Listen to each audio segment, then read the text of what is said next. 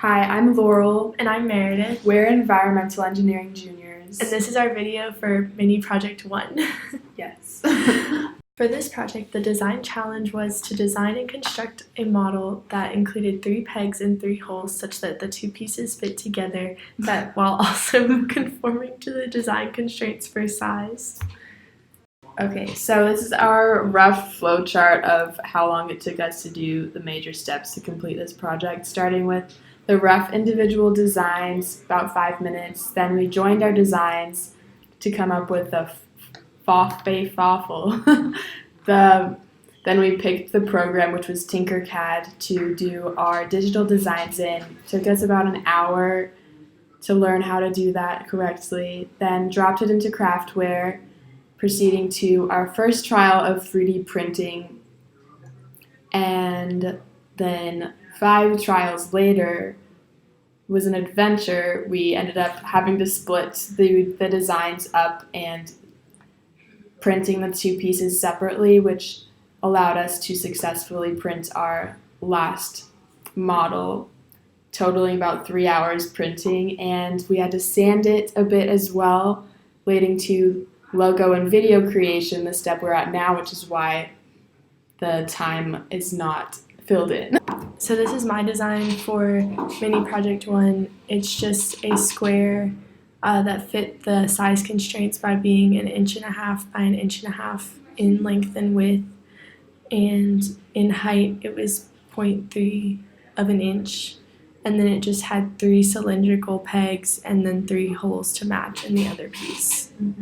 So this is my design. It's a circle, sort of looks like a warning sign, and I think because both of our designs looked kind of scary, we decided to merge them and make a happy face, which you'll see soon. And I think we came to a good compromise between our designs. That looks like terrible. So this is our first trial. I don't know if it's going very well.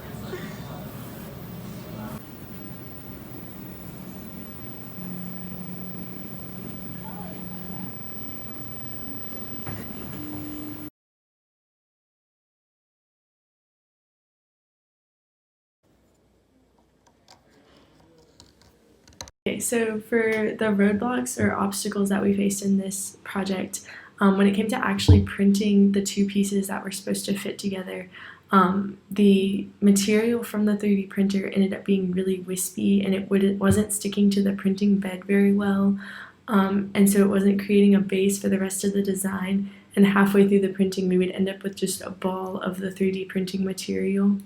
And so to fix this problem that we faced, we just ended up splitting the design into the 2 pieces and printing each piece separately so that the wisps wouldn't carry from one piece to the other and create that ball-like effect. So our second major problem was that the pieces did not fit together properly, even though they were identical mirror images of each other, and it took us a while to figure out that with minor adjustments to the peg size, making it a little bit smaller and then sanding them down a bit, they could eventually fit together. And a pro of this piece is it would be great for someone to play with, to occupy their time if they had ADHD, because it is a little bit difficult to put together and take apart, but that's pro. And then with a con,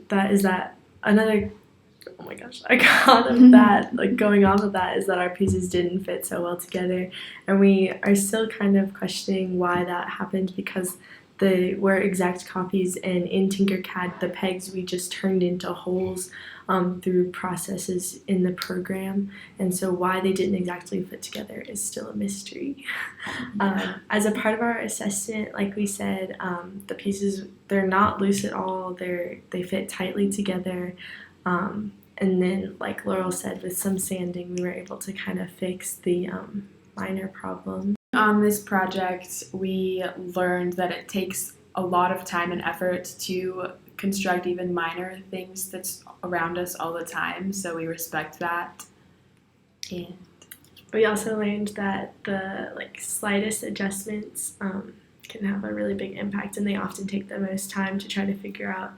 It'll be like the smallest thing that you need to change or adjust or like remember to do, and it makes a really big difference. Boop! Wait, that did not work.